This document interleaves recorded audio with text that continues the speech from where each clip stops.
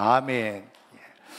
오늘도 귀하고 복된 날, 이렇게 온 세대 예배로 우리가 하나님 앞에 영광을 올려드리게 되어졌는데, 우리 주님의 풍성한 은혜가 오늘 이 자리에 참여한 우리 성도님들과 또 우리 유치부, 아동부, 청소년부들에게 넘쳐나기를 소원하고 축원합니다. 20세기 최고의 정신의학자이자 또 정신의학의 새로운 어떤 기틀을 마련한 사람이 있는데요, 지그문드 프로이드라고 하는 학자지요. 또 정신의학자이기도 합니다. 이분에 의해서 만들어진 것이 정신인문이라는 책이죠. 정신분석인문이라고 하는 책입니다. 근데 이제 이 지그문드 프로이드의 책 속에 이러한 이야기가 하나 있습니다. 이제 항해를 하던 어떤 배가 파선하게 되어졌어요. 그래서 거기에 선원 한 사람이 어느 섬에 그렇게 이제 들어가게 돼서 살게 된 거죠.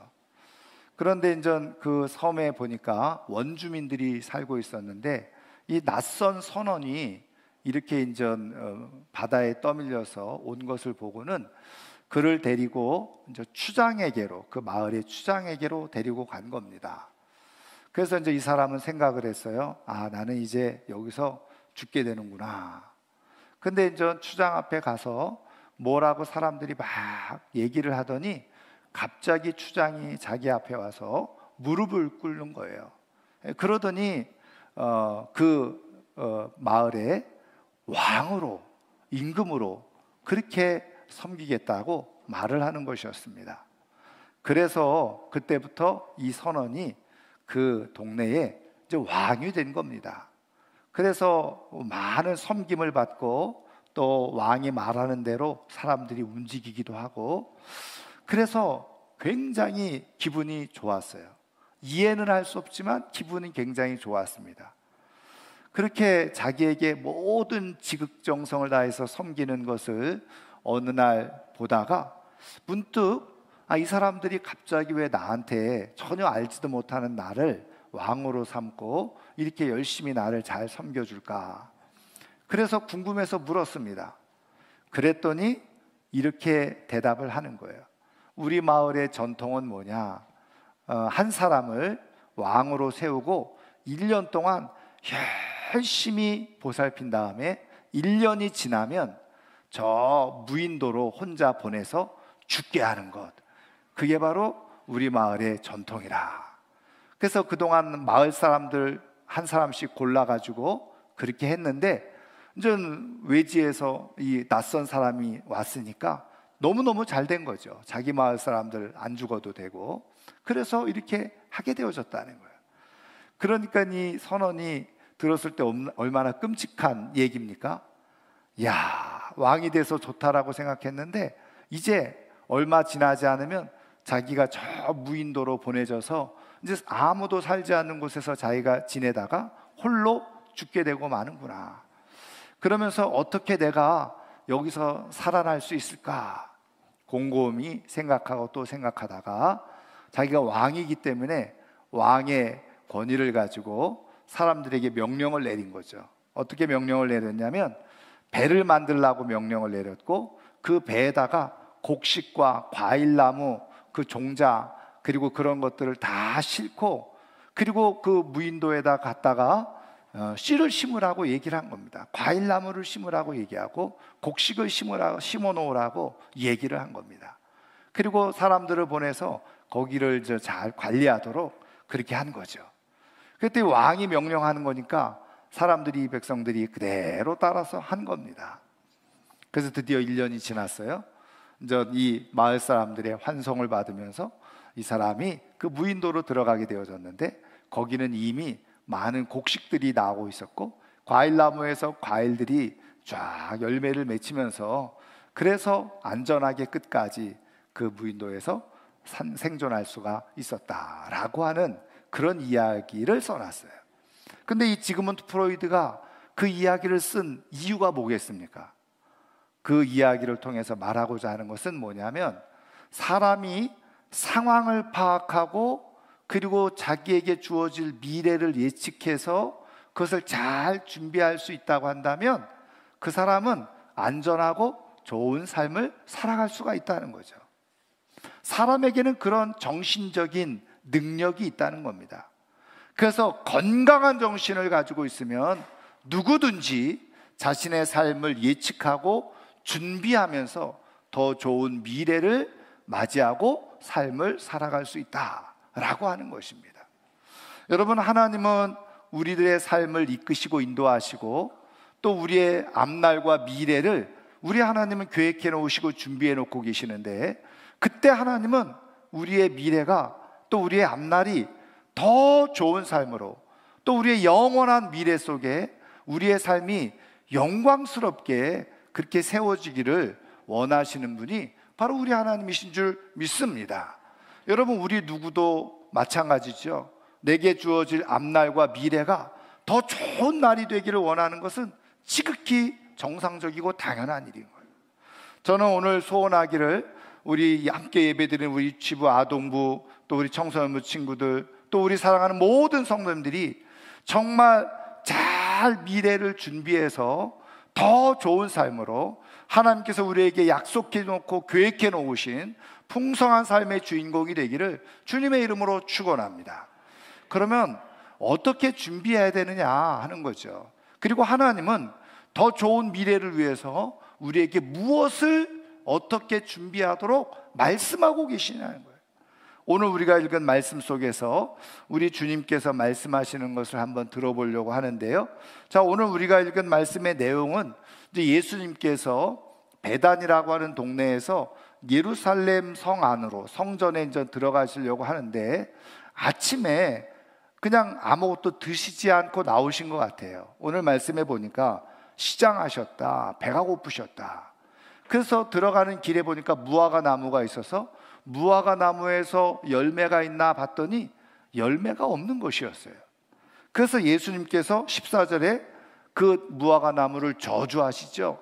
이제부터 영원토록 사람이 내게서 열매를 따먹지 못하리라. 그렇게 저주했더니 그 다음에 우리가 20절 이하로 보면 무화과 나무가 뿌리채 말라 죽어버렸다 하는 것입니다. 여러분, 이 말씀을 가만히 보면 그동안 우리가 예수님에 대해서 듣고 알고 있었던 이미지가 확 달라지는 것처럼 느껴지게 되어지는데, 예수님이 이 무화과 나무를 저주를 해서 하루아침에 말라 죽게 만들어 버렸다. 어떻게 보면 예수님이 가지고 계시는 그 온유한 성품과는 전혀 맞지 않는 그런 광경이 우리에게 지금 펼쳐지고 있는 것을 우리가 보게 되어져요. 여러분, 예수님이 물론 배가 고프셔서 무화과 나무 열매를 조금 따먹을까 하셨을 거예요. 근데 무화과 나무 열매가 맺혀져 있지 않고 열매가 없는 것을 보시고는 화가 나셨는지 이 무화과 나무를 저주하신 거예요. 여러분, 그런데 뭐 그럴 수 있죠. 배가 막 고픈데 당연히 있어야 될 무화과 나무 열매가 없어서 그러면 마음이 상하고 기분이 안 좋아서 뭐 저주할 수도 있겠죠. 그런데 오늘 말씀에 보면 사실 우리를 좀 고민에 빠뜨리게 하는 구절이 있는데, 그게 뭐냐면 여러분 12절 후반절에 보니까 가서 보신즉 잎사귀 외에 아무것도 없더라. 이는 무화과의 때가 아님이라. 이렇게 말씀하고 있는 거예요. 이 말은 무슨 말입니까? 무화과 열매가 맺혀질 때가 아직 안 됐다는 거예요.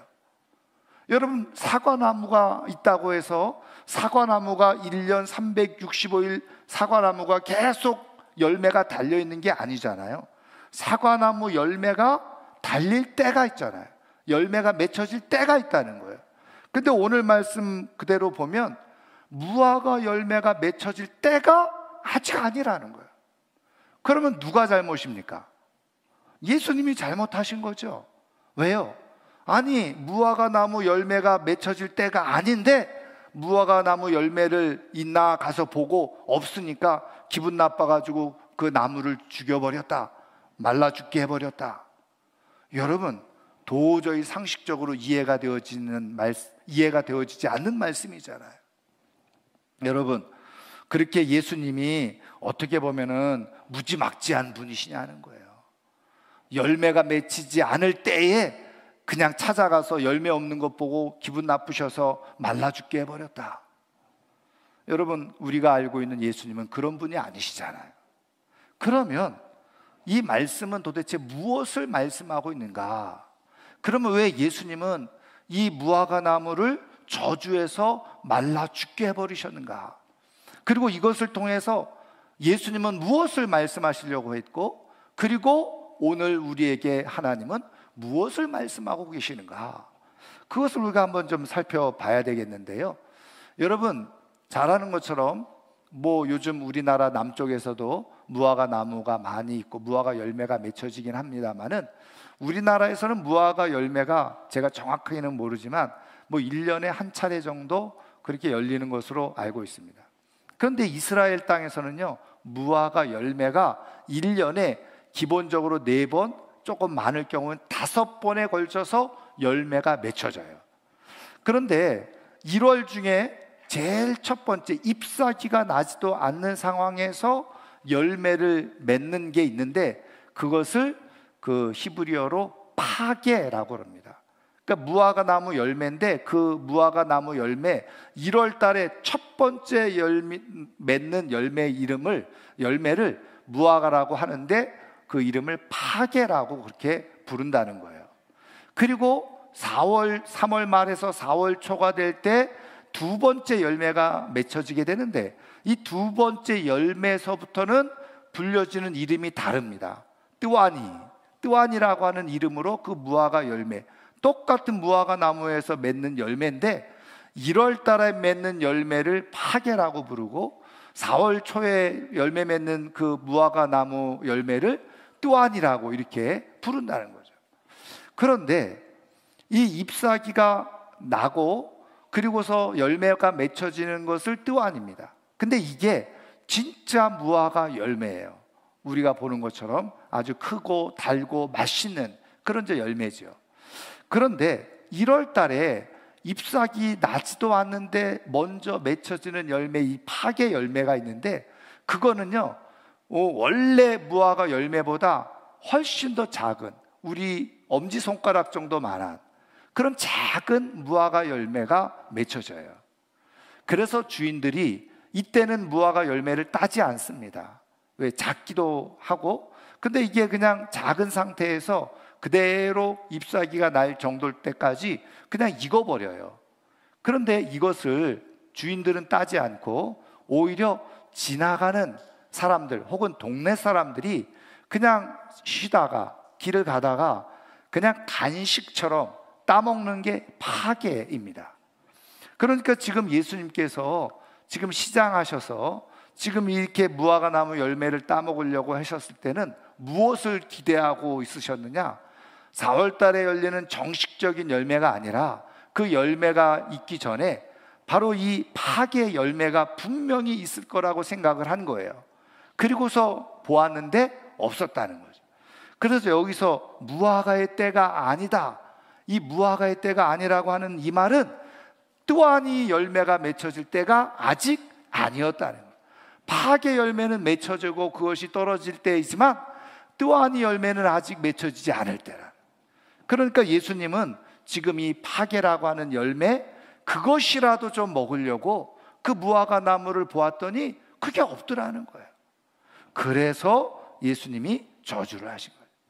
근데 여러분, 그렇다고 하더라도 여러분 어떻게 그거 열매 하나 없다고 이렇게 저주하실 수 있나? 이렇게 생각할 수 있는데, 여러분, 우리가 성경을 통해서 하나님이 우리에게 가르쳐 주시는 것은 하나님의 메시지, 하나님의 말씀, 하나님이 우리에게 주시는 이 교훈은요 여러 가지로 우리에게 말씀해 주시잖아요. 여러분, 우리가 잘 아는 것처럼 예수님께서 물로 포도주를 만드신 그런 사건을 요한복음 2장이 기록해 주고 있잖아요. 근데 그것을 통해서 단순히 물이 포도주가 됐다, 이게 중요한 것이 아니라 왜 예수님은 물을 포도주로 왜 만드셨을까? 그리고 하나님은 이것을 통해서 우리에게 무엇을 말씀하시려고 하는지를 상징적인 모습으로, 사건과 현상으로 우리에게 말씀해 주고 계시죠. 여러분, 제자들과 함께 배를 타고 갈릴리 바다를 지나가시는데 갑자기 돌풍이 불어가지고 배가 그냥 뒤집힐 상황 가운데 있어요. 그랬더니 제자들이 두려워 떨면서 주무시고 계시는 예수님을 흔들어 깨웠죠. 그랬더니 예수님께서 바다야 잠잠하라. 그러면서 바다를 잠잠케 하셨다. 근데 왜 예수님께서 당연히 제자들이 두려움에 떨어서 그냥 죽을 것 같으니까 그래서 안전하게 지켜주시기 위해서 바다를 잠잠하게 하셨다라고도 할 수 있지만 거기에 또 담겨져 있는 말씀이 있는 거죠. 의미가 있는 거예요. 그렇다고 한다면 예수님께서 지금 예루살렘으로 들어가시다가 만난 이 열매가 없는 무화과 나무를 보시고 저주하신 이유가 있다는 거죠. 여러분, 우리는 사실 이 말씀을 보면서 다 바로 이해할 수 없지만 유대인들은요, 이게 무엇을 의미하는지를 유대인들은 사실은 어느 정도 이해를 하고 있었어요. 왜? 무화과 나무가 상징하는 게 뭐였느냐? 무화과 나무는 이스라엘을 늘 상징하고 있었던 나무였습니다. 여러분, 우리나라가 무궁화 꽃 그러면 그 우리나라 꽃이지, 이렇게 우리가 바로 이해하는 것처럼 무화과 나무가 상징하는 건 뭐냐? 바로 이스라엘을 상징하는. 근데 예수님께서 그 이스라엘 안에 무엇인가를 원하시는 것이 있었는데 그것이 없었다는 거죠. 그래서 결국은 이 이스라엘이 멸망할 수밖에 없고 망할 수밖에 없는 상황 가운데 있다는 것을 말씀해 주고 계시는 거예요. 그렇다면 이 무화과 안에 예수님이 찾으셨던 그 열매는 도대체 뭐냐는 거죠. 그것을 설명해 주고 있는 게 우리가 읽은 본문의 20절 이하에 있어요. 예수님이 성전 안에 들어가서 말씀을 가르치시고 성전을 정화시키셨죠. 그리고 저녁이 돼서 나왔어요. 그래서 20절 이하에 보면 아침에 지나갈 때 무화과 나무가 뿌리째 마른 것을 보고 베드로가 생각이 나서 예수님이 저주하신 이 무화과 나무가 진짜 뿌리째 말라버렸네요, 이렇게 얘기를 했더니 22절에 예수님께서 그들에게 대답하여 이르시되 뭐라고 말씀하세요? 하나님을 믿으라, 이렇게 말씀하셔요. 그리고서 23절 24절에 그 하나님을 믿는 것 중에 뭐가 믿음이냐? 하나님을 믿고 기도하는 것, 그게 바로 믿음이다. 그래서 믿음에 대해서 좀 더 구체적으로 설명해 주시고 말씀해 주고 계시는 거예요. 그렇다고 한다면 지금 이 무화과 나무가 왜 열매가 없었는데 그 열매가 뭐냐? 바로 믿음이라는 거예요. 그러니까 무화과 나무의 열매는 믿음을 상징하는데 바로 이스라엘에게 무엇이 없었던 거예요? 믿음이 없었던 거예요. 믿음이 없었을 경우에는 결국은 저주 속에서 멸망할 수밖에 없다는 것을 말씀해 주려고 하는 것이죠. 여러분, 오늘 지금 예수님께서는 이 모습을 상징적으로 행하신 이 모습을 통해서 오늘 우리에게도 동일하게 말씀하고 계시는 거예요. 여러분, 예수님이 시장하셨다 그랬어요? 단순히 배고프셔서가 아니죠. 이거는 무엇을 의미하느냐? 예수님께서 무엇인가 뜻하시고 원하시는 순간이 있다는 거예요. 근데 예수님께서 뜻하시고 원하시는 그 순간에 믿음이 준비되어져 있는 사람과 믿음이 준비되어져 있지 않는 사람이 있다는 거죠. 그런데 주님께서 원하시는 시간에, 주님께서 원하시는 때에, 하나님의 계획된 시간 속에서 하나님은 우리를 통해서 무엇인가 일을 이루어 가시고 역사를 이루어 가시고 우리의 앞날의 삶에 좋은 것을 주시기 원하실 때 반드시 찾으시는 게 있다는 거예요. 그게 뭐냐? 우리의 믿음이라는 거예요. 그래서 주님이 믿음이 있는가 하고 요구하시고 찾아보셨는데 믿음이 없어요. 그 믿음이 없게 되어졌을 때 그 인생은 저주 아래 떨어지는 인생이 될 수 있다는 거예요. 망하는 인생이 되어질 수 있다는 거예요. 말라 비틀어질 수 있는 인생이 될 수 있다는 거예요. 이것을 통해서 하나님은 우리에게 말씀해 주시려고 하는 게 뭐예요? 믿음을 가지고 있어야 된다는 것을 말씀해 주시려고 하는 거죠. 여러분, 믿음은 두 가지 믿음이라고 얘기할 수 있어요. 하나는 뭐냐면 구원받는 믿음이 있죠. 구원받는 믿음. 구원받는 믿음은 내가 예수 그리스도를 구주로 믿는 거예요. 그래서 우리가 하나님의 자녀가 되어져서 천국 백성으로 살아가는 것, 그래서 우리가 영원한 천국 백성으로 살아갈 수 있는 그 조건이 뭐냐? 우리가 구원받는 믿음을 갖는 거예요. 믿음. 예수님이 나의 구세주가 되십니다. 구원자가 되십니다. 예수님께서 나를 위해서 십자가에 죽으시고 부활하셔서 그 예수님을 믿음으로 우리는 하나님의 자녀가 되고 천국 백성이 돼서 영원히 천국 시민으로 살아가게 됩니다. 이게 구원받는 믿음이에요. 그런데 성경을 통해서 하나님은 끊임없이 우리에게 더 많은 것들을 말씀해 주고 계시는데, 구원받는 믿음과 더불어서 이 땅에서 우리가 삶을 살아가면서 하나님께서 우리의 인생을 위해서 준비해 놓으신 많은 계획들이 있는데, 그 하나님의 놀라운 계획 속에서 그것을 현실로 내 삶의 직접적인 은혜로, 축복으로, 영광으로 경험하는 비밀이 있는데, 그것이 바로 축복과 영광의 믿음이라는 거예요. 그러니까 여러분, 내가 예수 그리스도를 믿지 않으면 영원한 지옥에 가는 거잖아요. 그럼 구원받는 믿음이 없으면 누구든지 예외 없어요. 영원한 그냥 지옥으로, 멸망으로 빠져들어가는 거예요. 말라 죽는 거죠.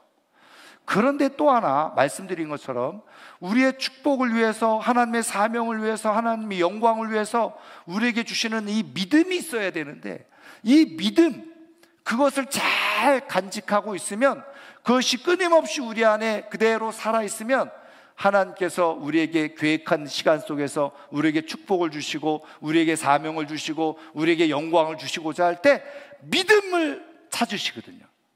근데 그때 내가 믿음으로 아멘! 반응하면 하나님의 계획 속에 내게 주신 은혜가 있고, 내게 주신 능력이 경험되어지고, 그리고 나를 통해서 이루실 하나님의 축복과 영광을 이 땅에서 경험하면서 살아갈 수가 있는. 그런데 오늘 말씀처럼 주님이 원하시는 시간에, 주님이 원하시는 그 순간에 우리에게 믿음이 있는가 하고 찾아봤더니 믿음이 없어요. 그랬더니 어떻게 된다는 거예요? 말라 비틀어 버려요. 우리의 영혼이 피폐해지는 거예요. 우리의 영혼이 만족을 얻지 못하고, 우리의 삶이 하나님의 축복과 영광을 얻지 못하는 그런 삶이 되어질 수가 있다는 거예요. 하나님은, 우리 주님은 우리의 인생에 하나님이 준비해 놓으신 놀라운 계획들이 있잖아요. 삶이 있잖아요. 근데 그것을 위해서 우리에게 믿음이 있는가, 그것을 찾으시고 계시는데, 저는 오늘 이 아침에 나온 우리 사랑하는 모든 성도님들, 우리 친구들이 정말 이 믿음을 늘 잘 소유하고 있어서 정말 주님이 찾으시는 그 타임에 아멘! 그 믿음을 내어 보임으로 말미암아서 하나님께서 우리에게 주시고자 하는 더 풍성한 은혜 누리면서 살아가다가 천국에 이르는 역사가 일어날 수 있기를 주님의 이름으로 축원합니다. 그래서 오늘 우리에게 말씀해 주고 계시는, 그래서 이런 하나님의 방법을 잘 알았던 믿음의 사람들은 어떻게 했을까요? 그래서 자신을 늘 믿음으로 늘 충만하게 그 경건의 삶을 유지하면서 살아갔다. 자기의 믿음이 식어지지 아니하도록, 믿음이 사라지지 아니하도록, 언제 어느 순간에 주님이 나에게 찾아오셔서 믿음을 요구하실 때, 믿음을 말씀하실 때 아멘! 믿습니다! 반응할 수 있도록, 그래서 믿음이 식어지지 않고 믿음이 사라지지 아니하도록 늘 믿음이 충만한 삶이 되도록 훈련했다는 거예요. 그것이 경건에 이르는 연습을 끊임없이 했다는 거예요. 여러분, 사도 바울도 그런 사람 중에 한 사람이죠. 그래서 고린도전서 13장 5절에 이렇게 고린도 교회 성도님들에게 말씀해 주고 있어요. 너희는 믿음 안에 있는가? 너희 자신을 시험하고 너희 자신을 확증하라. 너희가 믿음 안에 있는가? 이걸 다른 말로 바꾸면 너희 속에 믿음이 있는지 너희 자신이 스스로 뭐 하라고요? 시험해봐라. 진단하라는 거예요. 진단. 테스트해보라는 거예요. 여러분, 실컷 공부를 하고 공부한 다음에 선생님들이 야, 이거를 학생들이 잘 이해했는지 안 했는지 어떻게 알 수 있어요? 그냥 무조건 네 그렇게 대답만 하면 알아들은 겁니까? 이해한 겁니까? 아니잖아요. 모르고도 입으로는 네 이렇게 할 수 있잖아요. 그래서 하는 게 뭐예요? 시험을 보는 거죠. 시험을 봐보면 이 아이가 이거를 잘 이해했는지 알았는지 모르고 있는지 알 수가 있는 거예요. 그걸 테스트라고 그러죠. 진단해 보는 거예요. 그런데 여러분, 입으로는 네 이렇게, 그래서 다 아는 줄 알았어. 시험 봤더니 어떻게 했어요? 하나도 몰라. 그럼 아는 겁니까? 모르는 겁니까? 모르는 거죠. 틀리는 거예요. 여러분, 우리의 믿음을 그래서 하나님께서 말씀해 주고 계시는 거예요. 너희 믿음에 대해서도 스스로 뭐 해봐라? 진단해봐라. 테스트해봐라. 여러분, 주님이 원하시는 때에 우리의 믿음이 잘 준비되어져 있으면요, 유사시에 아멘, 그리고 하나님의 계획 속에 우리에게 주실 그런 축복과 영광을 누리면서 살아갈 수 있어요. 그런데 준비되어져 있지 않으면 우리는 하나님의 영광을 경험할 수가 없어요. 그래서 우리 주님께서 말씀하시죠. 믿음이 너희 안에 있는지 늘 점검해 보라는 거예요. 여러분, 손흥민 선수 아시죠? 아주 씩씩하게 대답을 잘해 주세요. 여러분, 손흥민 선수가 그 영국 프리미엄 리그에서 골을 제일 많이 넣는 선수가 됐잖아요. 그래서 그 역사 속에서, 영국 축구 역사 속에서 아시아 선수로는 최초예요. 근데 여러분, 손흥민 선수가 골 많이 넣어서 정말 훌륭한 선수죠. 그래서 나는 이렇게 훌륭한 선수야. 그리고서 만약에 그 다음부터 훈련을 하지 않았다, 연습을 하지 않았다, 여러분, 그러면 어떻게 될까요? 그 다음에도 그냥 손흥민 그러면 무조건 골이 들어갑니까? 아니죠. 손흥민 선수라고 할지라도 계속 훈련하고 자기를 점검하지 않으면 어떻게 해요? 게임에 나가서, 경기에 나가서 절대로 골을 넣을 수가 없는 거예요. 손흥민이라는 이름 때문에 골을 넣는 것이 아니라 그 손흥민 선수가 끊임없이 자기를 훈련하고 자기를 연단하고 자기를 준비해서 골을 넣게 되어지는 거예요. 우리의 믿음 생활도 마찬가지입니다. 내가 목사니까, 장로니까, 권사니까, 그리고 내가 교회 오래 다녔으니까 자동적으로 내게 믿음이 생기겠지? 천만의 말씀이에요. 그래서 자동으로 믿음이 생기는 게 아닙니다. 성경은 그래서 너희들이 믿음을 위해서 경건의 훈련을 계속하라고 말씀해요. 꾸준히 말씀을 읽고 기도하고 예배에 참여하고, 그리고 하나님께서 말씀하시는 말씀을 순종하면서 삶을 살아가는. 그래서 내 믿음이 든든해지고 내 믿음이 풍성해지는 거예요. 그런데 그럴 때 주님이 무엇인가 계획해 놓으신 것을 위해서 나에게 찾아오셔서 믿음이 있는가 보실 때 아멘, 그러면 거기에 하나님의 영광의 역사가 일어나요. 여러분, 누가복음을 보면 예수님께서 길을 가시는데 너는 나를 따라와라 이렇게 말씀하세요. 그랬더니 이 사람이 내가 지금은 좀 그런데 우리 부모님 장사 지내고 오게 좀 해주세요 이랬어요. 그랬더니 예수님께서 뭐라고 말씀하셨어요? 손에 쟁기를 들고 뒤를 돌아보는 자는 하나님 나라에 합당하지 아니하니라. 그 얘기는 뭐냐면 너는 나를 따라오너라. 예수님께서 뭐를 요구하신 거예요? 믿음을 요구하셨어요. 그랬더니 이 사람은 좀 머리 긁적거리면서 지금 시간이 없는데요, 바쁜데요. 그랬더니 하나님 나라에 합당하지 않다는 거예요.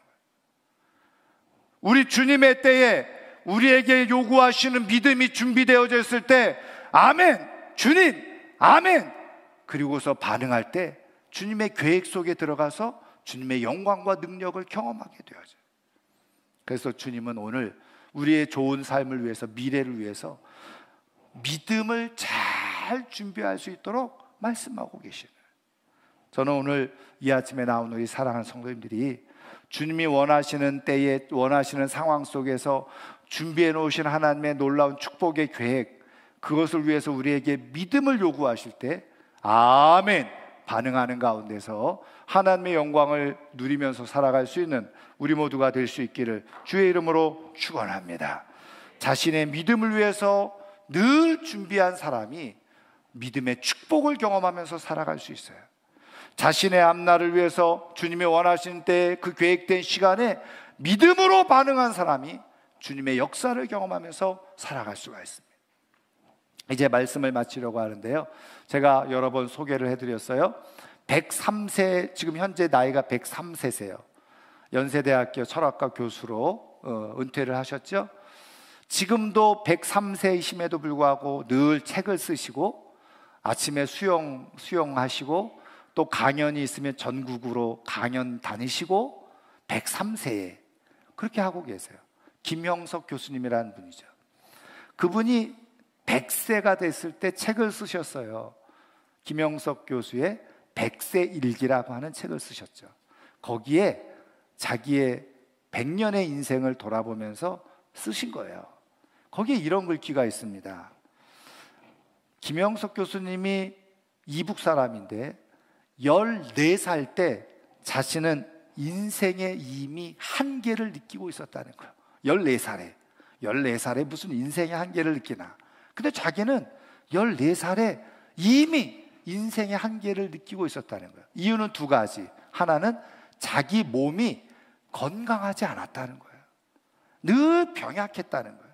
지금도 보시면 키도 작고 체구도 작으시잖아요. 그래서 늘 병치를 하고 몸이 아팠다는 거예요. 두 번째, 집이 가난했다는 거예요.